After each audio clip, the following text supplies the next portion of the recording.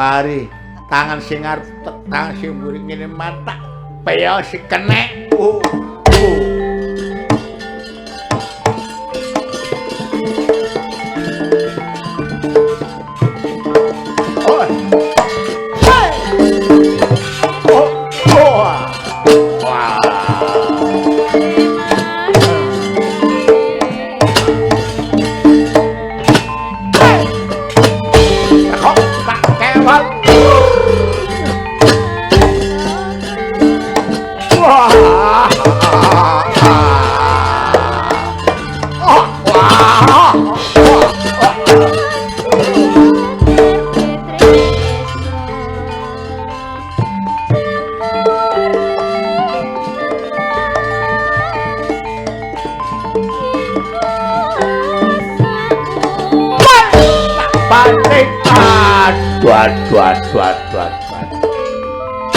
Jul.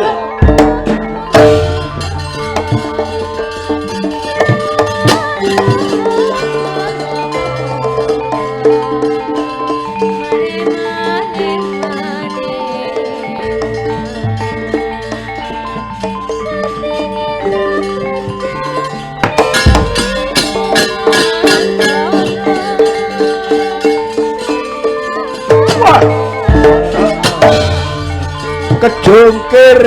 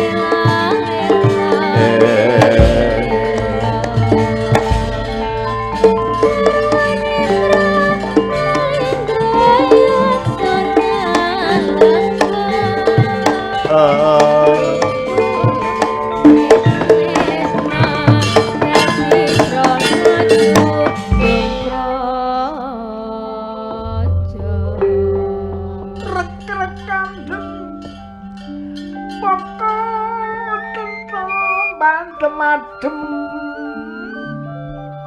kacaira sapuh urangga kacaira sapurangga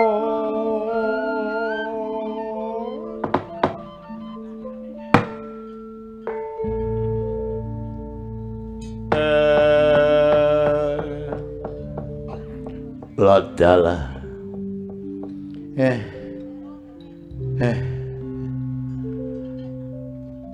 tikus dinaja putih. Kula Kyai, iki cara panganan kari ngemplok. Cara busana kari nganggo utawa ngagem. Wah, mboten mesti Kyai. Kok gak mesti? Oh, mboten mesti kadang-kadang niku oleh ndina kalih nyekel are. Ya apa? Oleh ndilok kalih jempo, untuk ndilok tok. Terus oleh dijempok. Tapi kalih digawa lho, repot niki. Tuwa serut tok. Wah, oleh ndilok kalih nyekel, oleh ndilok kalih nyekel, oleh nyekel kalih gawa. Dadi didodono tok share ngoten mawon. Ngono lho. Waduh. Kok niki isa-isa ae pengarepe tikus iki, Kok. Wen masa padha nek saged diruda pesa diroyok wani. Iya. Tak sumbarane dirada putih dewa sedana. Wah kalah sumber niki sing garai sahahe Dewa Sedana. Ayo coba rebutan aku. Sakti ora meguru sugi ora gendak lanang ora suka kuadar sabuk kumiwang kadangku dewa. Wis dilingno karo abdimu. Oleh roh gale nyekel gak oleh nggawa. Wah, kurang ngajar. Hendel tindak keras potepene tak saut tak cekel kepelo bumi. Tak juing-juing ajur duwer dadi banyu. Wah.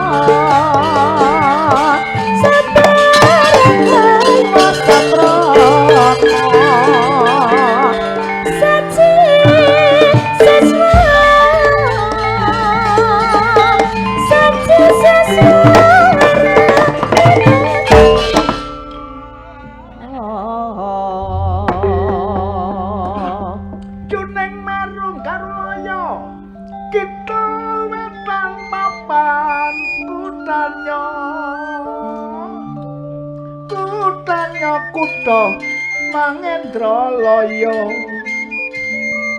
Sumyak sumuyuke wong udang salira Sumyak sumuyuke wong samyang ngudi ilmu rasa jeneng ora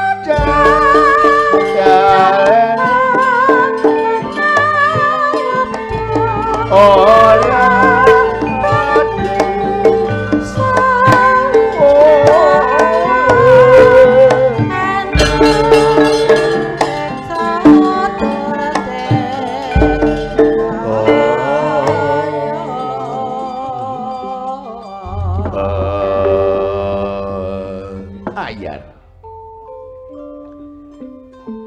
tandrane wong perang estri utama kakung estri jenenge wong wadon utama temen kakung wong lanang tiwas bangkit bungah susah bejo cilaka pasti mati wis bandane dak belani wilayah tak umpaman belani wong wadon tur belani kebeneran ya to kudu sak mestine dudu kadangane kok di paksa mundur sejatah kok mundur wayo ning kita temapan boten mundur mapan mesti drapa aja tunggal tanpa tapak ora tindak dateng ketingal merem rapat ketingal sorote nur cahya pun saut manjing dateng kegeman ana kegeman dipun anjengaken dateng Driji Manis kadarita Driji Manis dipun acungaken kumandange kaya Nabi Nuh ilm jagat pecah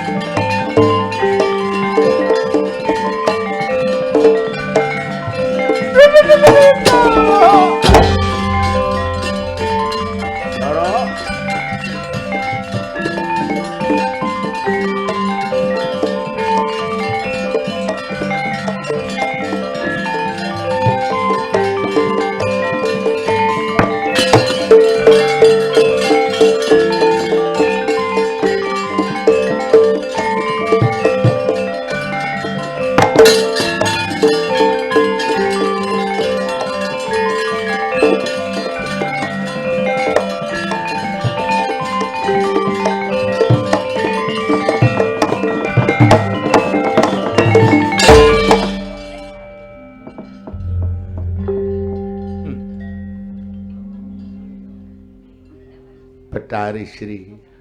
Nuwun kula Kakang Pikulun. Ya apa? Ya iki diarani sandungane wong mlaku, Yayi. Sandungane wong mlaku wong niku gak iso nyingkirno sandungan. Gak iso terus mlakune Kakang Pikulun. Sri jenjen ana to prenyong kampung aja ada prenyong kampung tok ae ana ruwet iki. Oh. Lah iki umpama gak liwat kene liwat endi? Aja niki dalane are, ngoten lho. Lah niki mboten diliwati liwat pundi? Wong sing dalan kulon mriku di ngalor ka diblegu. Oleh ae bocoran. Nek ngono ayo mlayu ae wis. Ojo nganti diterusno peperangan. Kang Mas sik ngoten monggo. Ayo mlayu. Ayo mlayu. Wah. Golek dalan liya. Wah. Mlayu.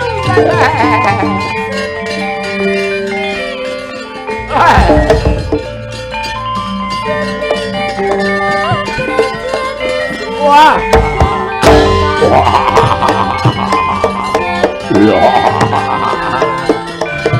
Melayu belakang kotak.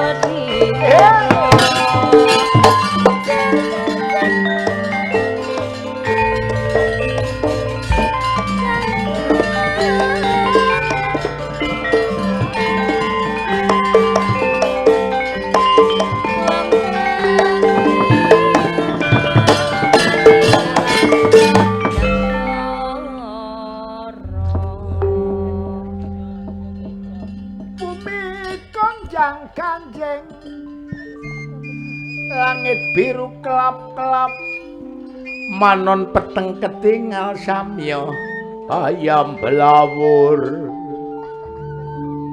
manon peteng ketingal samya ayam belawur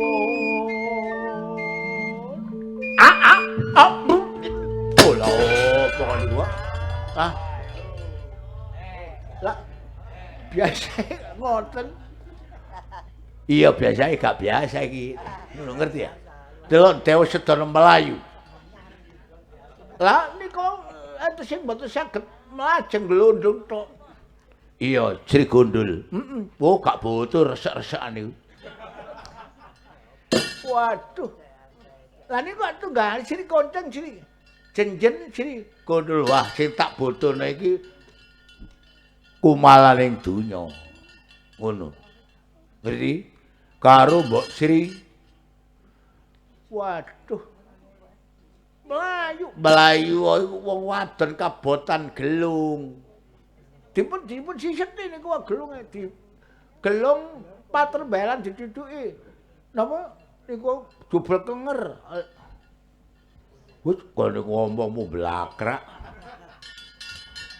Melayu kapet gelung kecil pejaran tak godak melayang kiri Guntoko.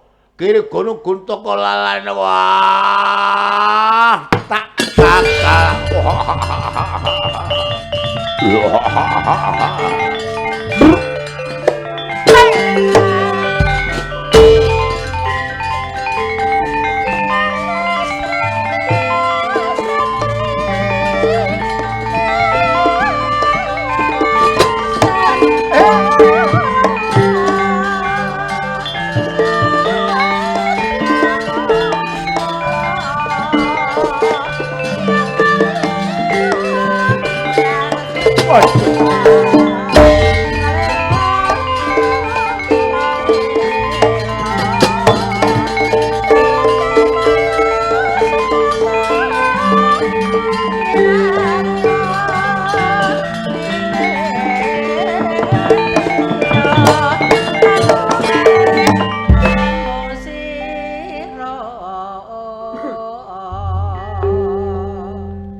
Kakang pikulun iya yayi Mbok Sri la iki apa ana lelakon sing kaya mangkene nggih jenenge lakon isone crita niku nek pun dilakoni nek dereng dilakoni lakon pundi saged crita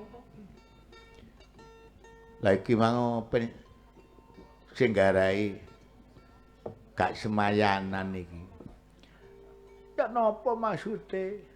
Lho ngono mang aku gawe klambi abang.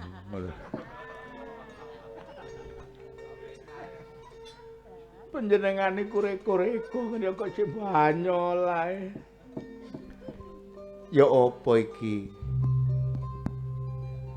Kala Srenggisi digoleki dedaharan, panganan. Nggih. Mosok gak duwe rekodaya. Ngaten Kang Mas panjenengan pangestoni kula tak ngore rikma kula. Ya ana sedakep ring astane. Lorone tunggal kumpulira dadya satunggal. Lorone tunggal kumpul.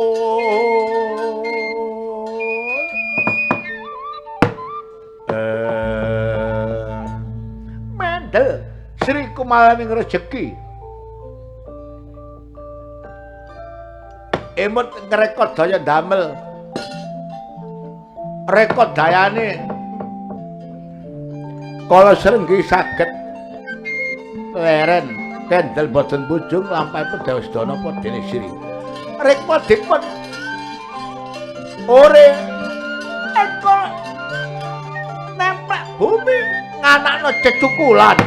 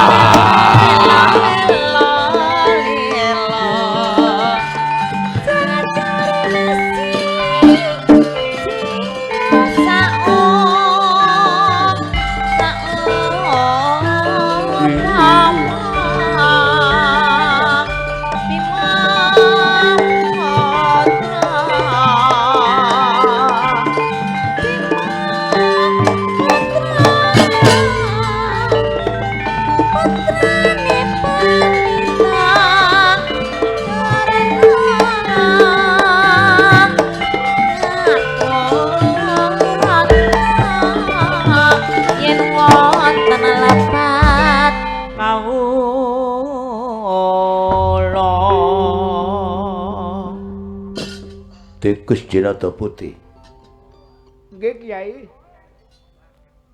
Belayu dadak iki ana cecukulan apa iki? Kaya rada kuning-kuning titik, ijo-ijo lumut. Wah. Nggih kirangan. Napa ya tak pangane. Nggih kula kan nggih melok ngicipi. Iya. Wah iki enak bono aku ya mboten panganan. Iya.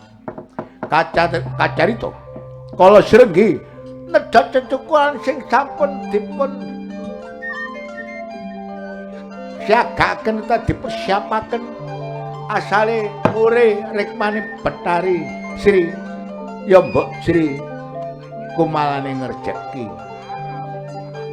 Kemremes rada-rada legi seger dipun dahar dipun tedha saknalika cecukulan.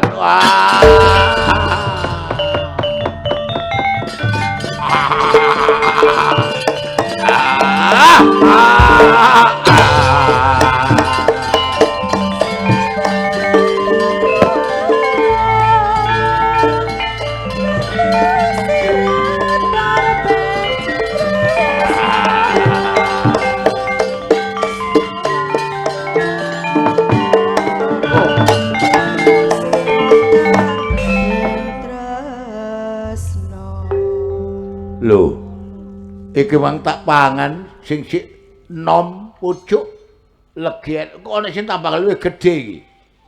Oh, nggih. Cokal-cokol ae. Eca niku. Enak iki, Bang.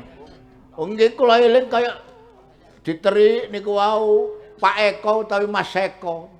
Kula matur nuwun sanget. Oh, guati kali kula yo anjene kanca.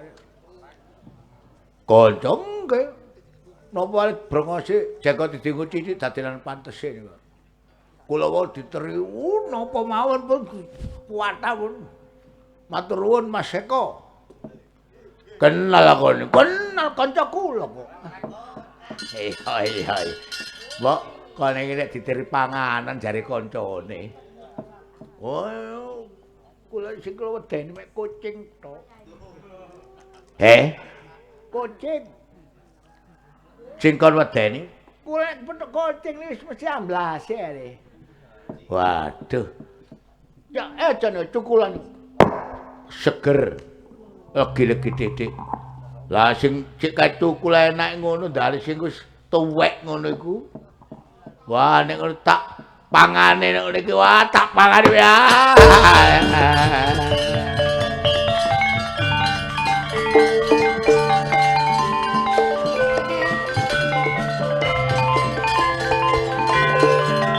Wah, tak pangan.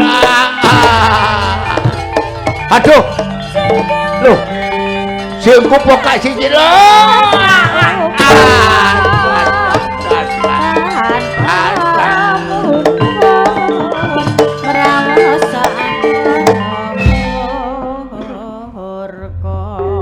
Waduh.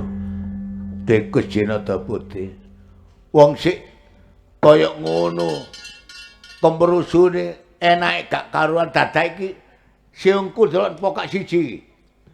Lah napa ya apa jarku sing enom enak sing tuwek tambah enak. Adane buah-buahan mawon. Wong nek buah-buahane ora sik ijo-ijo sik enom. Iya. Lah niku ono. Wah nek ngono iki katak jana sapa-sapa tak jana pring petung. Wah, jagat iki wah.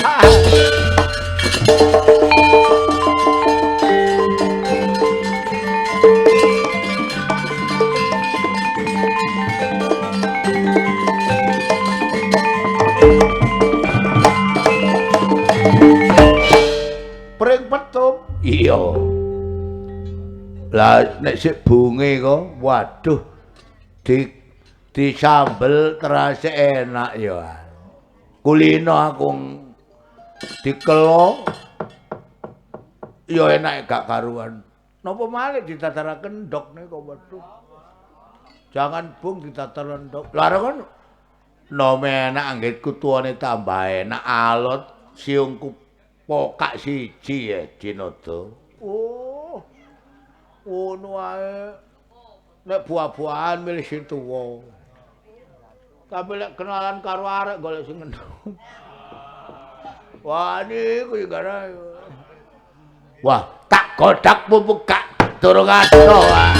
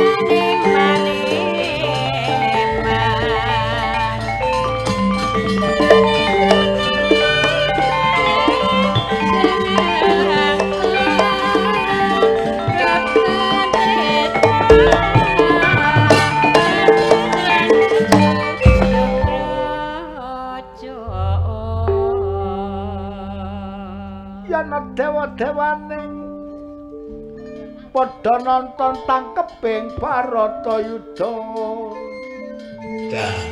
Kairo Bimantara yang ngono dadi anak sing kali surak nyabrang segara bening. Yana dewa-dewane nyabrang ana kali surak segara getih.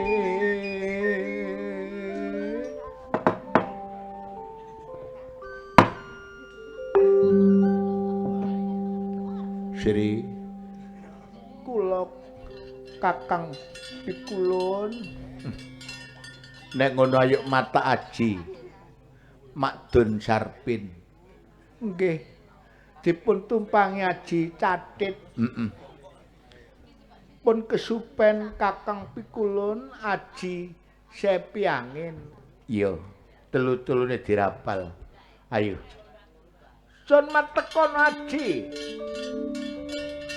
Madya Makdun Sarpin wong sing silem samya padha kambango sing kambang samya padha silemo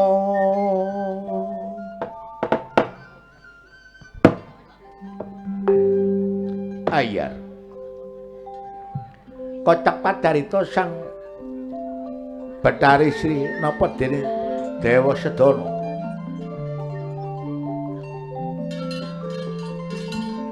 mata aji Makdun Sarpin dayane aji Makdun Sarpin dilangkai setahun sedina bisa ketekan iku dayane aji Makdun Sarpin ditumpangi aji Sepi Angin dayane ya semono uga Sepi Angin ditumpangi aji Cathit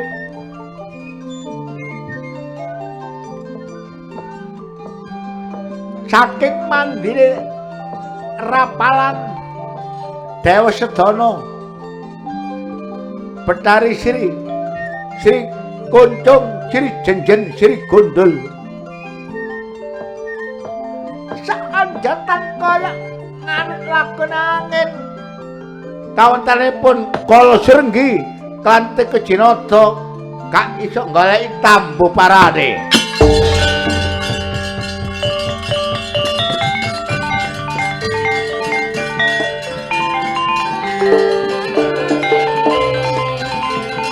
monggo Kakang iya yayi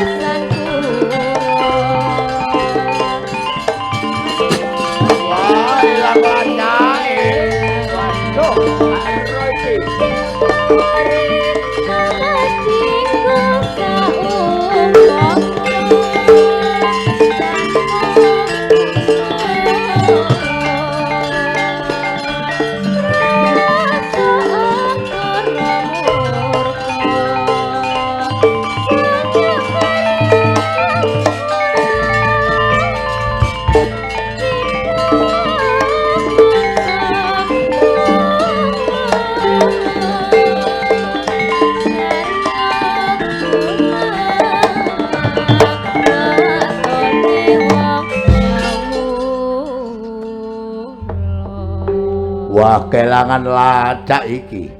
Kelangan tilas waktu ilmu apa sing dirapal Dewa Sedana.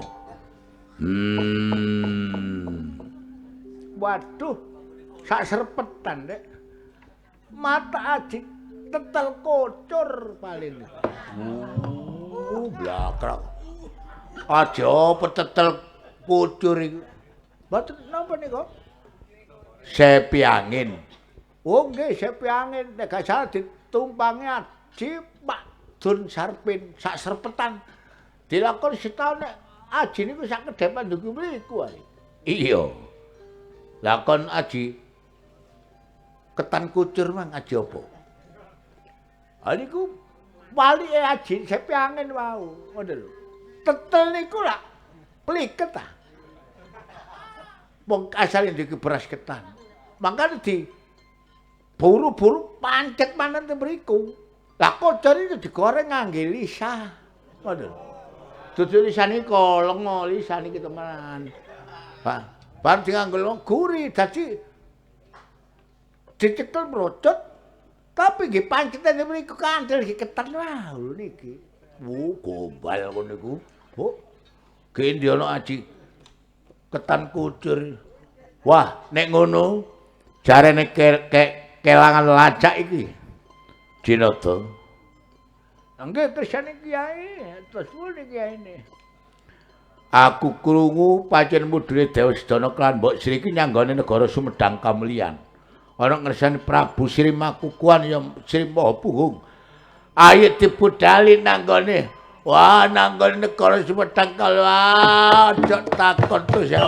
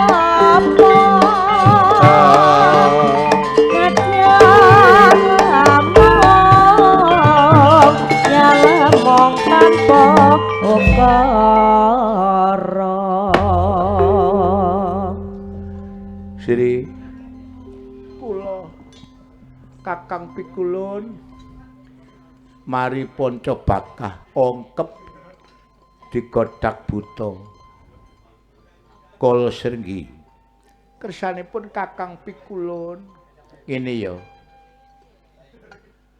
ayo golek sendang utawa blombangan tah kali tah apa gawe adus cek rem cek adem kaya ngene sumere mari Panca Bakah nggih ancene mantun gremes titik niku nek cara wong lelaku kebunan Kakang Pikulun iya tegese kebunan ketampi diterima anggone lelaku nggih langge duka kula namung sumarah kula namung anu dateng penyanipun Kakang Pikulun. Ayo noleh mudik. Ngungak ngiwa ngungak nengen. Nek ana gagak sing katone akeh ya nisore gagak iku ana sumbere kang gedhe. Ngaten iya. Ya ngaten. Lho, iko kidul kula niku akeh gagak kemrumbyung. Mbok menawa sore ana sumber sing gedhe. Sri, ayo leren.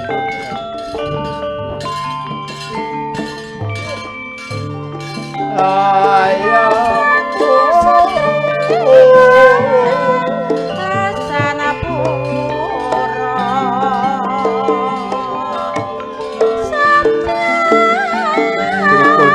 Gundul Sri Jejen.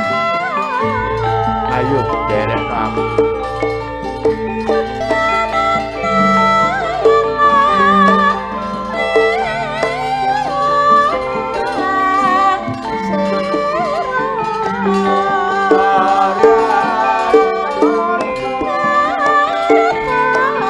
Yang dokter maring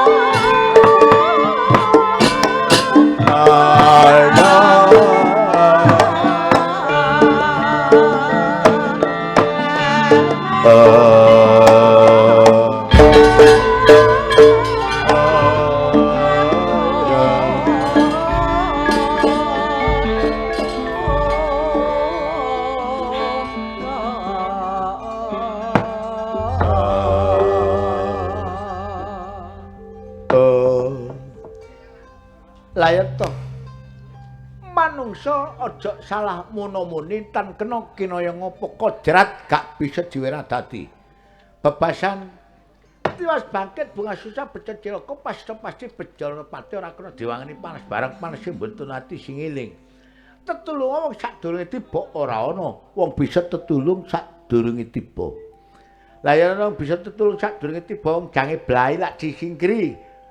Kacarita enggale kandha Dewa Sedana Sri Kumala Rejeki Sri Kuncung Sri Gondo Sri Jenjen gak nyangka saanjatan kancik sendang sing ana nggone negara Palembang.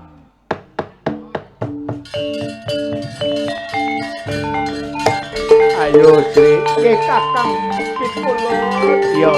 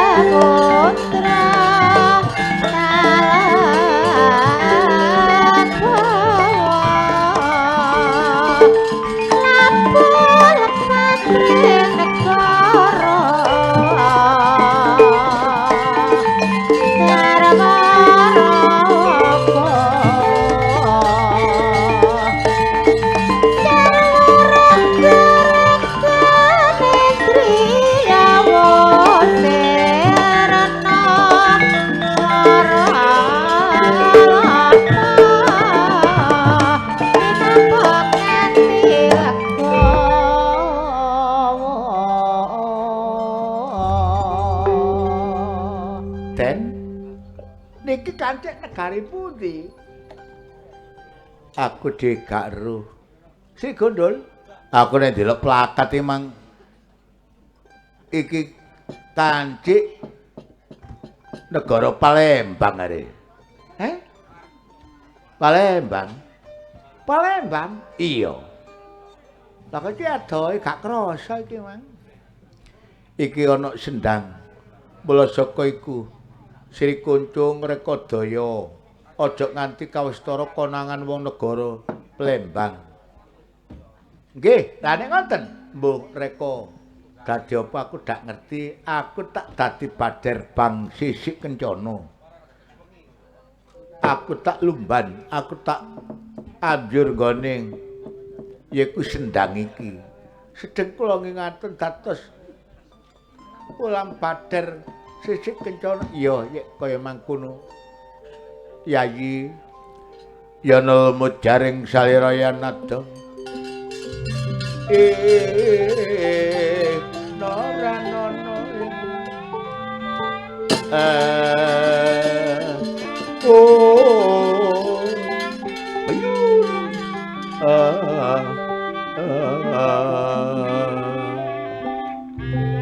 Batan rangkang sumindih watune karang yanadya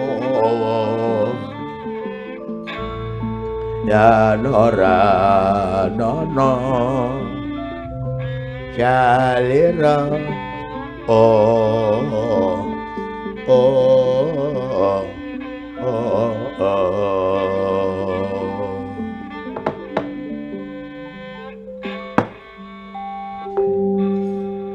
Wancene sak bojone. Lho, dadi wak Bader Bang Sisik Kencana. Ngalor ngidul riwariwi kaya wader pari. Wancene ongkep mari perang pisan mlayu bantere gak karuan. Delok runcung-runcung loro. Lho anak emange. Gathul iku mah. Iwak gathul iku. Rupane lho melok semriwet. Lih. Nek kumalane donya iku iso ketok dhewe ngono. Lho. Nak jalan banyu milih cucuk dadi banyu nak milih mas berlian aduh krekel dan aduh. Gunjing kondam ing negara Sumedang.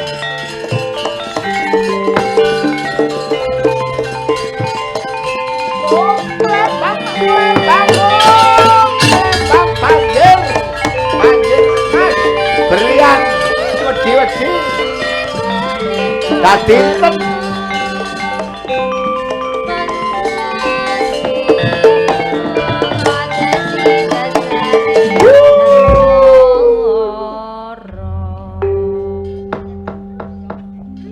wadah iso banyu iso milih berlian ngene apa rek pati kerelep ngene nek ngono aku mau nggawa glangsing. Lah delon.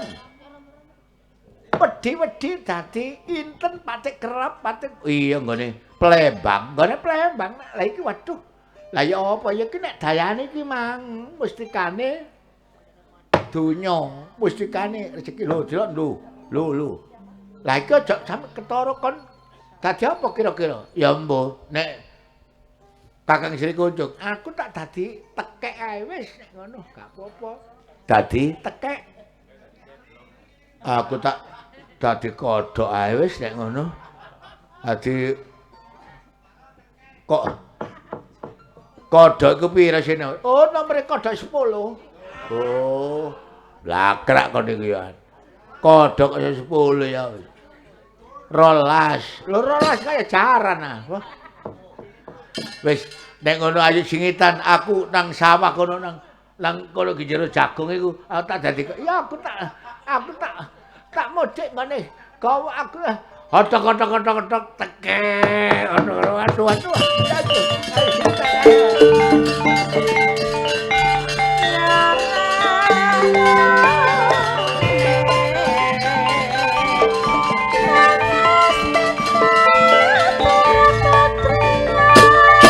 kacarita kasumaning ayu Sandangwati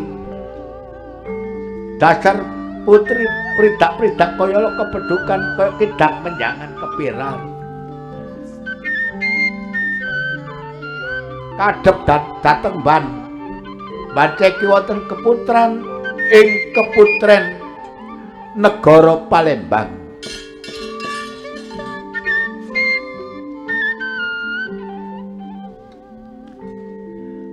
Nular kau tomo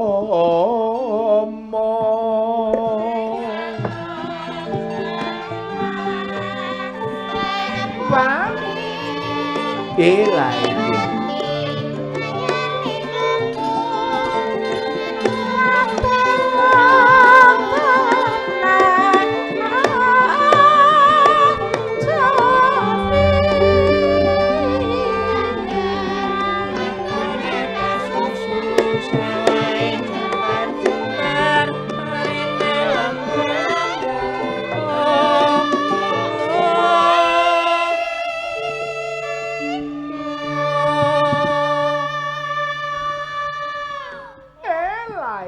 diketok kaya lambat tugel-tugel kok gaji-gaji ketok-ketok dibarengan tumban pamungkas inggih Ndara Ayu ngerti ya tak bakal tak jarwani ya inggih estaken dawuh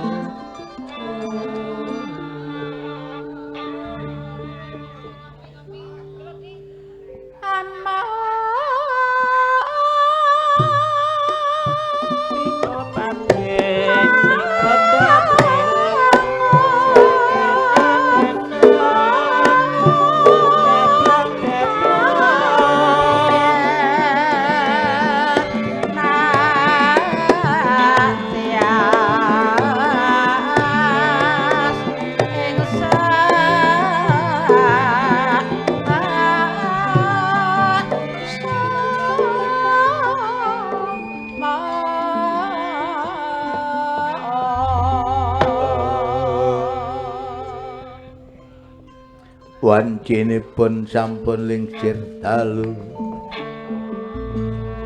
lintang abyaring tawang sumunar anyuminaring bawana anyunaring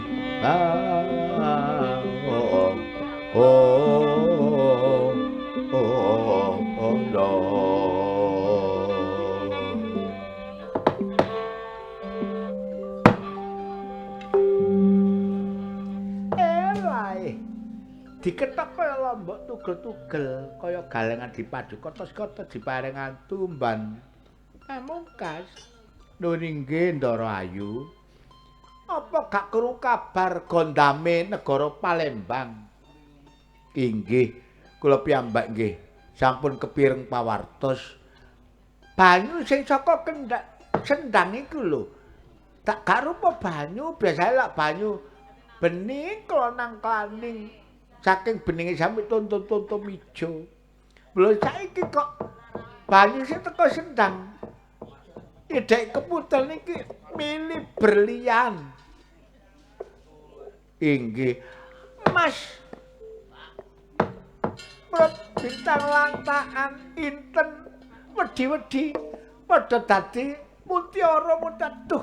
Gak ngono kaya apa, Mbak? Nek ngono ayo wadul. Nang ngene Kakang Prabu Sandang Gerba supaya nili marang yaiku kanane Sendang napa langkung rumiyin boten dhateng Sendang mawon sakmantunipun saking Sendang mangke nggih menika matur dhateng Kanjeng Sinuwun Prabu Sandang Gerba ngono ya aku kok bodhone lho aku iki apa ya ya apa aku kok pikir gak iso kena gawe mikir iki apa ya kok memori ini rada error ya ayo nang Sendang ayo nang Sendang didelok gak kaya apa ayo ya Bang nggih monggo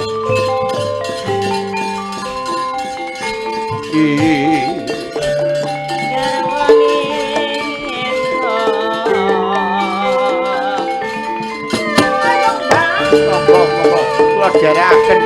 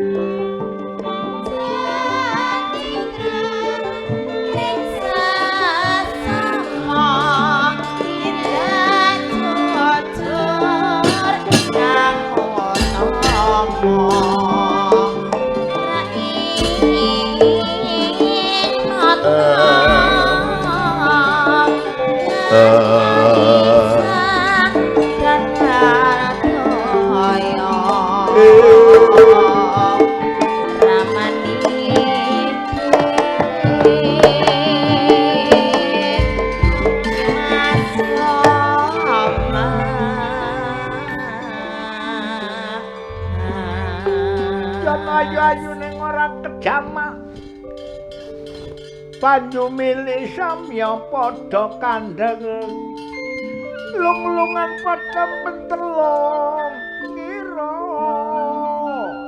kapethik kasupre kana sang ratu ning ayu lulungan padha manglung kapetik ana sang ratune ngayu.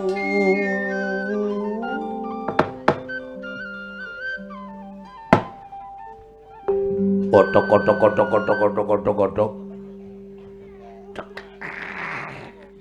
Kotok kotok kotok kotok. Loh, ana kodoke. Loh, kodok kok ngelirik dateng kula mawon nggih. Kodok niki. Loh. Kotok kotok kotok kotok kotok kotok kotok kotok. Tekek soge. Tekek gak duwe. Tekek soge. Tekek gak duwe. Tekek soge. Tekek gak duwe. Tekek soge. Loh. Tiba soge. Gak muni.